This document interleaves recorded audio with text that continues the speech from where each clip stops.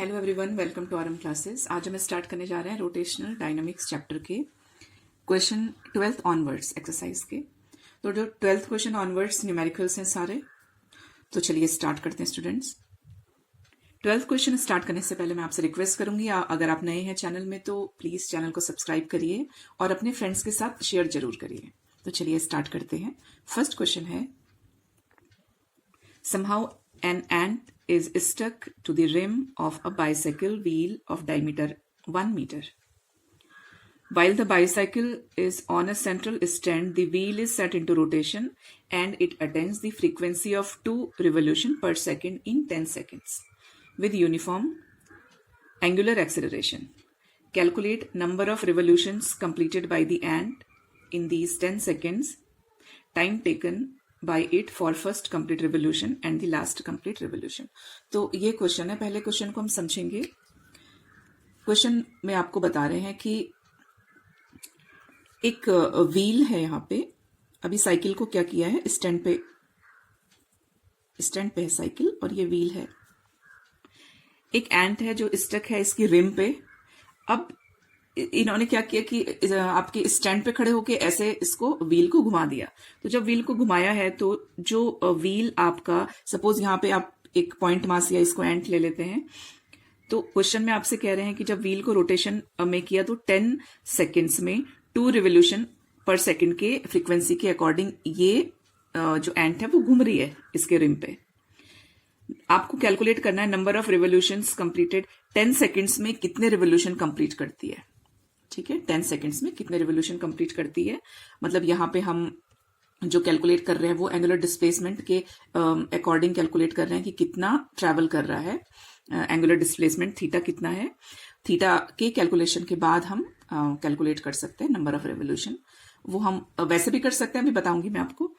फिर है आपको फर्स्ट कंप्लीट रेवोल्यूशन में कितना टाइम लगा और time taken by last complete revolution में। तो सपोज एंड यहां से स्टार्ट होती है, यहां से स्टार्ट होती है और यहां पे पहुंचती है, तो कितना टाइम लगा T1। और ऐसे करते करते हमको सपोज इसने 10 रिवोल्यूशन किए हैं, तो लास्ट वाला जो है, जो 10th रिवोल्यूशन है, 10th लास्ट वाला, उसमें कितना टाइम लगा लास्ट रिवोल्यूशन में। लास्ट रिवोल्यूशन का मतलब होगा कि T10 से T9 के बीच में कितना टाइम लगा है। तो हमको यहाँ पे 2 टाइम फाइंड आउट करने होंगे। जो आपका 9th है वो, और T10th है, तो हमको मालूम है कि T10th हमारा 10 सेकेंड्स है, वो हम पहले ही कैलकुलेट कर लेंगे फर्स्ट पार्ट में। तो यहाँ पे हमको फाइंड करने हैं आपके कितने कितने इसमें टाइम लगा है। तो चलिए स्टार्ट करते हैं। पहले हम देखते हैं कि व्हील का जो डायमीटर है वो 1 मीटर है, तो रेडियस हमने इसमें कन्वर्ट कर दिया। फ्रीक्वेंसी है 2 revolution per second. Total time कितना कंज्यूम हो रहा है इसमें, 10 सेकेंड्स कंज्यूम हो रहा है। तो यहाँ पे omega is equal to 2πn हमको मालूम है। यहाँ पे n जो है फ्रीक्वेंसी है वो है 2, तो ओमेगा का वैल्यू हमने कैलकुलेट कर लिया यहीं पे ही, 4π रेडियन पर सेकेंड। अब हमको जो फाइंड आउट करना है वो करना है एंगुलर डिस्प्लेसमेंट कितना है, थीटा कितना है, और उससे हमको टाइम का पता चल जाएगा कि जितने उसने इस फ्रीक्वेंसी से अगर रिवोल्यूशन करता है तो कितने रिवोल्यूशन कंप्लीट करेगा, क्योंकि वो जो कंप्लीशन ऑफ रिवोल्यूशन है उसके अकॉर्डिंग ही हमको टाइम निकालना पड़ेगा। तो ये हम कैलकुलेट करेंगे। यहाँ पे साइड में मैंने फॉर्मूले लिखे हैं, जितने भी छोटे मेन फार्मूला, छोटे फॉर्मूले और इन बिटवीन वो सब जो हमको यूज होने वाले हैं वो यहाँ पे लिखे हैं। तो यहाँ से आप देख सकते हैं, एक ये हमने यूज किया, एक हमने ये भी यूज करेंगे हम आपका एंगुलर एक्सेलरेशन का, और ये जो हम यूज कर रहे हैं यहाँ पे ये वाला कि S का जो है, जो हमारा सेकंड लॉ ऑफ आपका मोशन, इक्वेशन ऑफ मोशन है, उसी से ये एंगुलर एनालॉगी बनी है। S डिस्टेंस हमारा होता था लीनियर के टर्म में, U initial velocity, time, acceleration, time. तो ये हमने एंगुलर जब हो रहा है, सर्कुलर मोशन हो रहा है, तो एंगुलर एनालॉगी के टर्म में S थीटा हो जाता है, U आपका ओमेगा नॉट होगा और A अल्फा होगा। तो ये हमको मालूम है, जस्ट फॉर टू रिकॉल ये बताया मैंने आपको कि दिस इज द रिलेशन, इससे सेट होता है। अगर आपको ये लर्न नहीं होता है तो आप इसके थ्रू इसको लिख सकते हैं। तो this is the formula, value put करेंगे। अब स्टैंड पे थी साइकिल हमारी, तो स्टैंड पे थी, इसका मतलब जो इनिशियल आपका एंगुलर वेलोसिटी है वो 0 होगी, तो ये वाला टर्म 0 हो जाता है, T10 सेकेंड से 0 हो जाएगा। हाफ, अब यहाँ पे अल्फा जो एंगुलर एक्सेलरेशन है उसका ये फॉर्मूला है।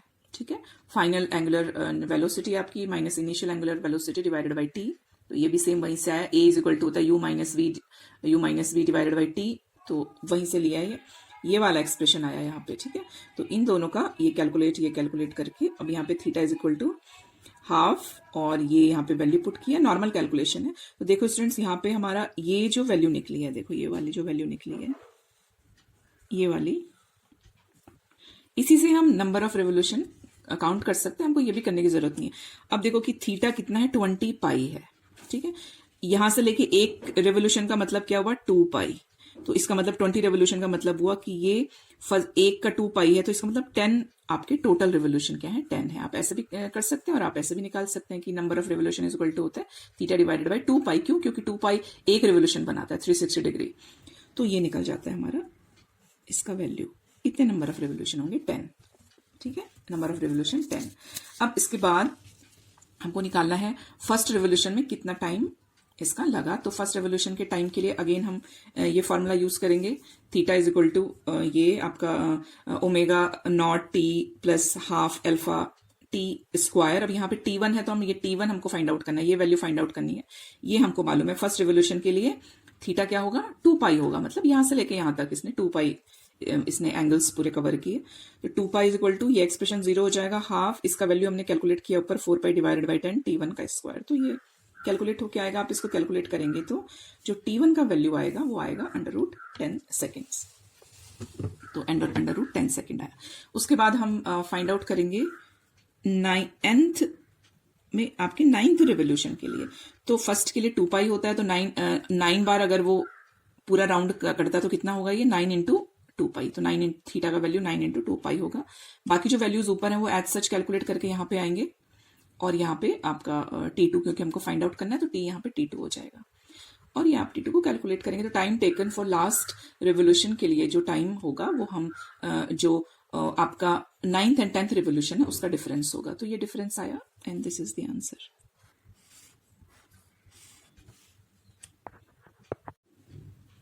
नेक्स्ट क्वेश्चन है 13th question. Coefficient of static friction between a coin and a gramophone disc is 0.5. Radius of the disc is 8 centimeter. Initially, the center of the coin is pi centimeter away from the center of the disc. At what minimum frequency will it start slipping from there? By what factors will the answer change if the coin is almost at the rim? और g का value pi square आपको लेना है, ये आपको question में दिया है। तो क्वेश्चन समझते हैं। पहले क्वेश्चन है कि कोफिशिएंट ऑफ स्टैटिक फ्रिक्शन, एक कॉइन, एक ग्रामोफोन है, ये डिस्क है ग्रामोफोन की, ये इसका सेंटर है, और एक कॉइन रखा है इसमें। Between coin and gramophone disc is, आपको ये दिया है आपका कोफिशिएंट ऑफ स्टैटिक फ्रिक्शन दिया हुआ है।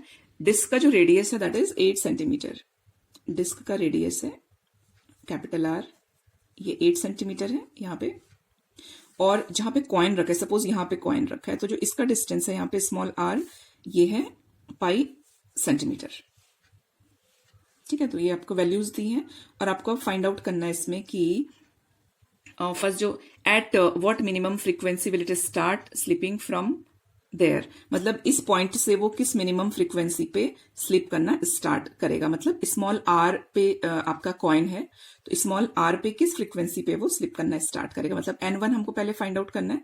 उसके बाद दूसरा है कि आपको by what factor will it change, अगर इसको आप r पे मीन्स यहाँ पे ही रख दो, मीन्स कॉइन के लिए एक बार अगर वो r डिस्टेंस पे है तब n1 कितना है, और अगर कॉइन को आप कैपिटल R डिस्टेंस पे रखते हो तो N2 कितना है, ठीक है। कितना डिफरेंस N2 कितना है ये नहीं पूछ रहा है, N2 पे कितना डिफरेंस आएगा, मतलब N2 N1 के टर्म में पूछ रहा है कंपैरिजन करने के लिए, और रेशियो निकालना है आपको, ठीक है। तो चलिए ये करते हैं। तो N1 फाइंड आउट करने के लिए हमको यहाँ पे कितनी जो वेरिएबल्स दिए हैं, ये सारे वेरिएबल्स दिए हैं, ठीक है। और हमको फाइंड करने के लिए इसमें थोड़ा सा देखना पड़ेगा कि कौन कौन से फोर्सेस क्या क्या बैलेंस कर रहे हैं। तो यहाँ पे आप देख रहे हो कि फोर्स ऑफ फ्रिक्शन और आपका जो सेंट्रीफ्यूगल फोर्स है ये एक दूसरे को बैलेंस कर रहे हैं। तो फोर्स ऑफ फ्रिक्शन, क्योंकि आपका कोफिशिएंट ऑफ फ्रिक्शन दिया हुआ है, तो हम क्या करेंगे, फोर्स ऑफ फ्रिक्शन के टर्म में ही हमको कैलकुलेट करना पड़ेगा। तो आपको वो लिंक करना है कि किस टर्म में पूछा है आपसे। तो यहाँ पे FS इसका फॉर्मूला होता है mu S N, capital N होता है वैसे mu S N, and N is mg। आपका जो सेंट्रीफ्यूगल फोर्स है that is M mass omega square R, तो मास मास यहाँ पे कैंसिल हो जाएगा और जो आपको बचेगा वो है g mu S divided by is equal to omega square है 2 पाई एन का स्क्वायर हो गया 4 पाई स्क्वायर N1 स्क्वायर। अब यहाँ पे एन, क्योंकि हम N1 की बात कर रहे हैं, क्यों, क्योंकि हम आर ले रहे हैं, आर पे फ्रीक्वेंसी चेक करनी है हमको, ठीक है। तो यहाँ पे आर पे फ्रीक्वेंसी चेक करनी है, तो हम क्या करेंगे 4 पाई स्क्वायर आर, इसको इधर ले जाते हैं, ये N1 का square is equal to G mu S divided by 4 pi square R. ये हो जाएगा, वैल्यूज पुट करेंगे, ये सब वैल्यूज दी हैं, जी की वैल्यू पाई स्क्वायर दिया है आपको, तो आप जी की वैल्यू पाई स्क्वायर पुट करेंगे। आर जो दिया है, R is pi by 10, pi by 100 metre, क्योंकि पाई सेंटीमीटर दिया है, तो पाई बाई 100 ऊपर चले जाएगा, ये कैंसिल होगा, जो आपको फाइनल एक्सप्रेशन मिलेगा एन स्क्वायर के लिए वो ये एक्सप्रेशन मिलेगा, means N1 is equal to इतना मिलेगा। तो N1 is equal to around 2 RPS value आएगी N1 की, ठीक है। तो ये वैल्यू है N1 की। अब हमको ऐसे ही N2 फाइंड आउट करना है सेम वे।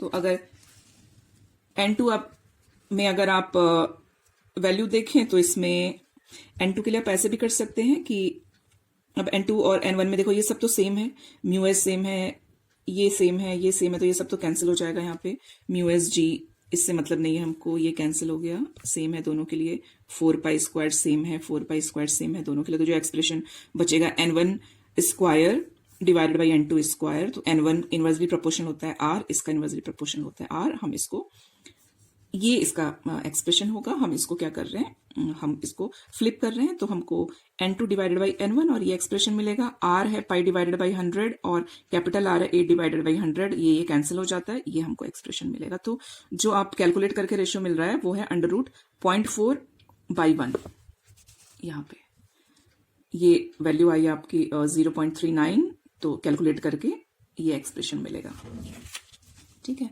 तो इसको हम 0.4/1 को हम 4/10 भी लिख सकते हैं और इसको हम 2/√10 भी लिख सकते हैं। तो क्या रिलेशन हुआ N1 और इसका, N1 का सॉरी N2 जो है वो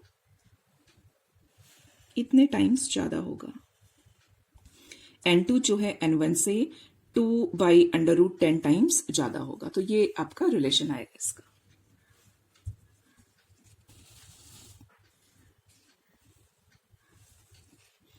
फोर्टीन क्वेश्चन देखते हैं।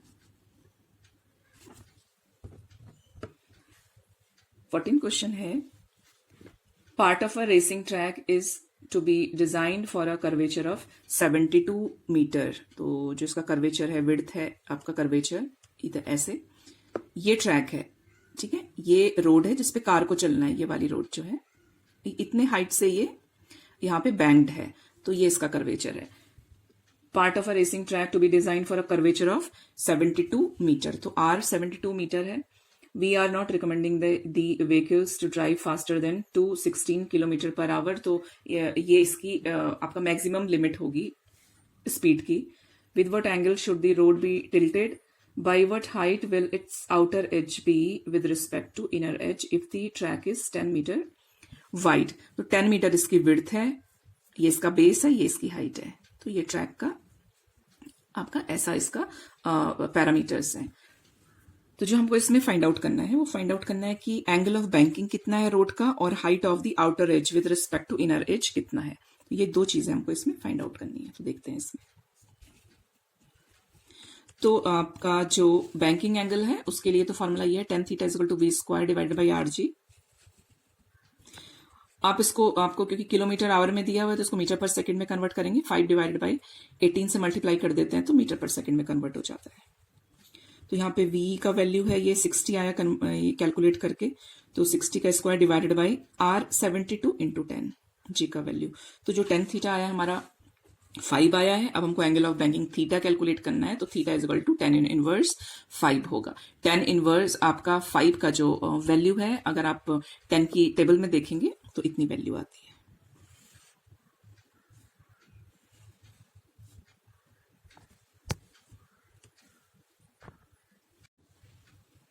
अब हाइट पूछा नेक्स्ट आपसे, तो हाइट के लिए this is the formula sine theta is equal to height divided by L होगा आपका, और ऑपोजिट डिवाइडेड बाई ऑपोजिट जो आपका साइड है डिवाइडेड बाई हाइपोटेन्यूज, तो ये आपका हाइट का के लिए एक्सप्रेशन मिल जाएगा। एल का वैल्यू है 10 और साइन थीटा, थीटा क्योंकि एंगल बैंकिंग एंगल हमने निकाला था अभी 78.69, तो 78.69 साइन के लिए 0.98 वैल्यू होती है, ये 0.98 आया, so this is the height, इतना मीटर इसकी हाइट होगी। 15 क्वेश्चन भी 14 क्वेश्चन का ही एक्सटेंशन है, तो सेम रहेगा सिचुएशन पूरी, बस इसमें देखते हैं क्या फाइंड आउट करना है। 15 क्वेश्चन है, the road in the question 14 above is constructed as per the requirements. The coefficient of static friction between the tires of a wheel on this road is 0.8. Will there be any lower speed limit? By how much can the upper speed exceed in this case? तो इसमें जो हमको calculated जो हमारी values थी 14 question से, वो 10 theta equal to 5 calculate होके आया था। कोफिशिएंट ऑफ स्टैटिक जो फ्रिक्शन है वो दिया है आपको क्वेश्चन में इतना, आर हमको मालूम है, curvature radius of curvature 72 metre. यहाँ पे जो हमको फाइंड आउट करना है वो lower and upper limit find out करना है। तो lower limit means V minimum कितना होगा, वी मिनिमम का ये फॉर्मूला होता है फॉर बैंक्ड रोड आरजी, और आपका 10 थीटा माइनस कितना स्टैटिक फ्रिक्शन कोफिशिएंट है डिवाइडेड बाई 1 प्लस, तो ये फॉर्मूला आपको लर्न करना है, ये फॉर्मूला लर्न करेंगे एंड वैल्यूज पुट करेंगे इसमें। आर की वैल्यू, जी की वैल्यू 10 थीटा 5 है, और म्यू एस का वैल्यू पता है हमको, और ये सब कैलकुलेट करके यहाँ पे ये एक्सप्रेशन आएगा, देन ये एक्सप्रेशन आएगा, और ये आपका वी मिनिमम इतना आ जाएगा। तो वी मिनिमम हमारा किलोमीटर पर आवर के टर्म में इतना आया है, ये कैलकुलेट होके आपका मीटर पर सेकंड के टर्म में कैलकुलेट हुआ है। तो this is the V minimum. अब अगर आप वी मैक्सिमम देखते हैं तो आपने देखा जो थीटा एंगल ऑफ बैंकिंग जो कैलकुलेट होके आया था that was 78.69 degree.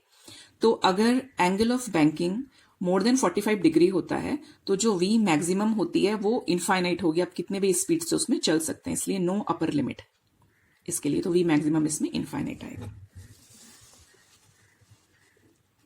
16 question, during a stunt a cyclist is undertaking horizontal circles inside a cylindrical well of radius 6.05 meter. If the necessary friction coefficient is 0.5, how much minimum speed should the stunt artist maintain? Mass of the artist is 50 kg. If he increases the speed by 20%, how much will the force of friction be? तो यहाँ पे आपका ये है, एक आप imagine करेंगे कोई आपका जैसे एक सिलेंड्रिकल कोई बहुत लार्ज ट्यूब है और उसके अंदर यहाँ पे एक पार्टिकल है, यहाँ पे तो जो स्टंट मैन है लेकिन साइकिलिस्ट है, तो यहाँ पे सपोज यहाँ पे साइकिलिस्ट ऐसे इसमें हॉरिजॉन्टल और इसमें ऐसे आपका इसमें साइकिलिंग कर रहा है, ठीक है, जैसे आपने डेथ वेल और ये सब इसमें देखा होगा, सर्कस में रहता है, तो वैसे ही ये आपका ऐसे साइकिलिस्ट चला रहा है। तो जब साइकिलिस्ट आपका इस हॉरिजॉन्टल सर्कल में मोशन कर रहा है तो उसकी बैलेंसी के लिए कितने फोर्सेस अप्लाई हो रहे हैं उसमें, तो सपोज वो इस पॉइंट पे है तो mg तो डाउनवर्ड ही रहेगा, नॉर्मल रहेगा सरफेस के perpendicular, so this is the surface, ये इसके परपेंडिकुलर है। यहाँ पे जो साइकिल के टायर हैं और ये जो आपका वॉल है इन दोनों के बीच में फ्रिक्शन रहेगा, तो फ्रिक्शन का डायरेक्शन इधर रहेगा और सेंट्रीफ्यूगल जो फोर्स है वो आउटवर्ड रहेगा, तो ये इनके डायरेक्शंस हैं। अब जो क्वेश्चन में पूछ रहे हैं कि how much minimum speed required, तो एक तो मिनिमम स्पीड का रिक्वायरमेंट है, मिनिमम स्पीड का फॉर्मूला √2rg होता है, और यहाँ पे आपसे पूछ रहे हैं इंक्रीज इन स्पीड कितना है, तो ये सब हमको कैलकुलेट करना, मिनिमम स्पीड और जो फ्रिक्शन है वो फाइंड आउट करने के लिए।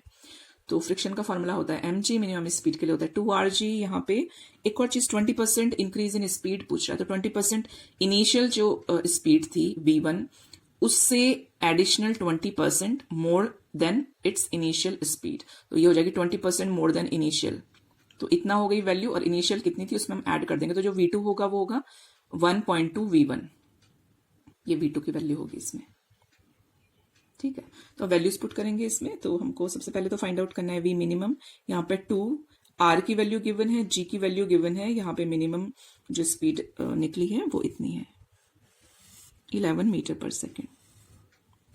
दूसरा जो फाइंड करना है आपको वो एफ एस फाइंड आउट करना है कि मोस्ट आपका if she he increases speed 20%, how much force of friction. तो फोर्स ऑफ फ्रिक्शन के लिए जो रिक्वायर्ड हमारा हमको वेरिएबल्स है वो है मास एंड जी। तो मास दिया हुआ है, जी दिया हुआ है, कैलकुलेट करके 500 न्यूटन आ जाएगा। तो छोटा सा क्वेश्चन है ये। 17 क्वेश्चन स्टार्ट करते हैं। A pendulum consisting of a massless string of length 20 centimeter and a tiny bob of mass 100 gram is set up as a conical pendulum. Its bob now performs 75 revolution per minute. Calculate kinetic energy and increase in gravitational potential energy of the bob. Pi square का value 10 दिया है यहाँ पे। तो सबसे पहले हम समझेंगे कि क्वेश्चन में हमसे क्या पूछ रहे हैं। This is the pendulum, this is the Bob, ठीक है। तो ये ऑसिलेशन कर रहा है, ऐसे मोशन कर रहा है। अब इसमें आप देख रहे हैं कि क्या क्या इसमें फोर्सेस बैलेंस कर रहे हैं। ये यहाँ इस पे स्ट्रिंग पे टेंशन है फोर्स, तो टेंशन के कंपोनेंट है टी कॉस थीटा इधर है, एम जी को बैलेंस कर रहा है यहाँ पे, और जो यहाँ पे टी साइन थीटा है अंदर की तरफ, ये इसको सेंट्रीपिटल फोर्स प्रोवाइड कर रहा है। तो ये इसके पैरामीटर्स हैं। This is the height and this is the length. अब आपको ये मालूम है कि हाइट चेंज होने पे पोटेंशियल एनर्जी में चेंज आता है। तो अगर कोई ऑब्जेक्ट यहाँ पे है और आप उसको किसी पर्टिकुलर एंगल से इधर ऊपर ले गए, मींस आप you are changing height from the ground. अगर आप यहाँ ये रेफरेंस पॉइंट मानते हैं, ये वाली लाइन को रेफरेंस पॉइंट मानते हैं, तो अभी बॉब यहाँ पे है और अभी बॉब यहाँ पे है, तो दोनों की पोटेंशियल एनर्जी में डिफरेंस आएगा। तो ये difference in potential energy calculate करना है आपको। तो ये डिफरेंस कैलकुलेट करने के लिए एल माइनस एच करना पड़ेगा। मीन्स एल आपका कितना, ये लेंथ माइनस एच। तो इसमें कुछ फॉर्मूलेज हम जो यूज करने हैं वो ये हैं, ठीक है। ओमेगा का है, काइनेटिक एनर्जी का हाफ एम वी स्क्वायर होता है, v equal to r omega, so r square omega square. Potential energy का m g, change in potential energy, this is not potential energy, ये है चेंज इन पोटेंशियल एनर्जी। तो change in potential energy में m change नहीं हो रहा, जी change नहीं हो रहा, जो ये वाला आपका वेरिएबल है ये चेंज हो रहा है। तो जो चेंज एच में चेंज आ रहा है वो है एल माइनस एच। और एल एच कैसे कैलकुलेट करना है, L cos theta. Cos theta की वैल्यू आपको दी है 0.8, आपको कैलकुलेट नहीं करनी है। तो 0.8, एल की वैल्यू भी आपको दी हुई है 2 सेंटीमीटर, आप मीटर में कन्वर्ट करेंगे 0.2 इंटू 0.8, तो 0.16 आ जाएगा एच की वैल्यू। एल ऑलरेडी दिया हुआ है हमको 0.2 मीटर, तो ये कैलकुलेट करके आ जाएगा 0.04, ये वाला जो पार्ट होगा, ठीक है। तो बस चलिए कैलकुलेट करते हैं। तो सबसे पहले तो ये मिनट में दिया हुआ है, आपको ध्यान रखना है कि 75 रेवोल्यूशन पर मिनट दिया है, इसको पर सेकंड में करना है, 60 से डिवाइड करके इसको आपको आरपीएस में कन्वर्ट कर देना है। तो यहाँ पे सबसे पहले हमने वही किया। तो ओमेगा का वैल्यू फाइंड कर लिया हमने 5/2 पाई आरपीएस। कॉस थीटा 0.8 दिया है हमको। काइनेटिक एनर्जी फाइंड करते हैं सबसे पहले। तो काइनेटिक एनर्जी के लिए half m r square omega square, सारी वैल्यूज गिवन है। आर आपको कैलकुलेट करना है एक बार। तो r is equal to sine theta is equal to r divided by L होगा फ्रॉम दिस जो डायग्राम है उससे। और साइन थीटा, क्योंकि कॉस दिया हुआ है हमको, तो हम कॉस के थ्रू इसका वैल्यू निकाल सकते हैं। तो sine square is equal to 1 minus cos square. तो साइन इज इक्वल टू ये एक्सप्रेशन आएगा 1 माइनस दिस। कैलकुलेट करके अगर आर की वैल्यू 0.12 मीटर आएगी, तो यहाँ पे आर की वैल्यू पुट कर देंगे यहाँ पे। ये दिस इज ओमेगा का स्क्वायर, 2 से इसको कैंसिल किया, फिर हम पाई स्क्वायर का वैल्यू दिया है हमको, आई थिंक हमको दिया है ये 10 दिया है शायद, हाँ 10 दिया है, ठीक है। तो ये 10 पाई स्क्वायर यहाँ पे 10 दिया है हमको, इधर लिख लेते हैं कहीं। पाई स्क्वायर का वैल्यू इज गिवन 10, ठीक है। तो ये 10 वैल्यू यहाँ पे पुट करेंगे, ये 10 0 मैंने यहाँ पे पुट कर दिया। तो 0.1 और ये 0 कैंसिल करेंगे एक दूसरे से, फिर इसके बाद हम इससे इसको कैंसिल करेंगे। तो 18 4 72, ये दोनों को मल्टीप्लाई करेंगे तो काइनेटिक एनर्जी आपकी फाइंड हो जाएगी। ये है 0.045 जूल। अब increase in potential energy find out करना है। तो एम का वैल्यू गिवन है, जी का वैल्यू 10 ये गिवन है, delta H L minus H है। एल हमने कैलकुलेट किया ऊपर, सॉरी एल ऑलरेडी गिवन है, दैट इज 0.2 माइनस एच हमने कैलकुलेट किया। तो एच कैलकुलेट करके आया था, हाँ, तो एच की वैल्यू हमने यहां से फाइंड की थी, h is equal to l cos theta. Cos theta का वैल्यू हमें ऑलरेडी दिया हुआ है, एल 0.2 दिया है, कॉस थीटा 0.8 दिया है, तो यहां से ये आ जाएगा 0.6। तो यहाँ पे 0.16 डेल्टा एच कैलकुलेट करके आ जाएगा दिस, और ये आपका आंसर आएगा।